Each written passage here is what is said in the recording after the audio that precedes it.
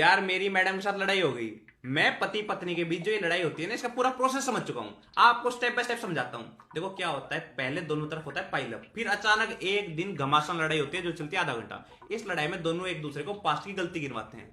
इसके बाद भाई पति वहीं बैठा रहता है, पत्नी नाराज होकर चली जाती है दूसरे कमरे में। 2 घंटे बाद पति सोचता है यार लड़ाई खत्म करते हैं, माहौल शांत करते हैं। वो पत्नी के पास जाता है, जाकर सॉरी बोलता है, लेकिन पत्नी रोना स्टार्ट कर देती है। वो रोते रोते भी पति की गलती गिनवाती है। अब पति क्या करे, वो किचन में जाता है, पानी लेके आता है, मैडम को पिलाता है, आगे 2 गाल पे पप्पी करता है, एक फोरहेड पे किस करता है, सॉरी बोलता है। आपको लगेगा लड़ाई खत्म हो जानी चाहिए, लेकिन नहीं। इसके बाद पत्नी पति से 15 दिन तक मुंह फुला के रहती है। और इन 15 दिन में पत्नी पति के लिए कोई काम नहीं करती, लेकिन पति पत्नी के लिए सारे काम करता है। इन 15 दिन में पति पत्नी के ऐसे पीछे पीछे घूमता है कि किसी तरह हंस जाए, जोकर की तरह रहता है भाई साहब। 15 दिन में फ्रस्ट्रेट होकर पति पत्नी को बोलता है ऐसी भी क्या लड़ाई होगी। इसके बाद होती है लड़ाई नंबर 2। इसको मैं बोलता हूँ एनालिसिस की फाइट। एक लड़ाई के साथ एक एनालिसिस की फाइट फ्री।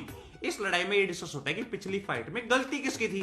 अब पहली फाइट में चाहे कोई जीता हो, दूसरी फाइट में आज तक कोई मर्द नहीं जीता, क्योंकि उसको पता ही नहीं होता कि उसकी पत्नी ने उसे पिछली फाइट में क्या क्या बोला था, उसको याद ही नहीं रहता। लेकिन पत्नी को पति ने पिछली फाइट में क्या क्या सुनाया था वो सब याद रहता है। तो गिनवाता कौन है, पत्नी। पति को बेचारे को याद ही नहीं है, गिनवाएगा कहां से। तो जीता कौन है, पत्नी। पति बेचारा कहां से जीतेगा। तो भाई हार तो हमेशा पति की होगी, जीत हमेशा पत्नी की होगी, ये बात तय है।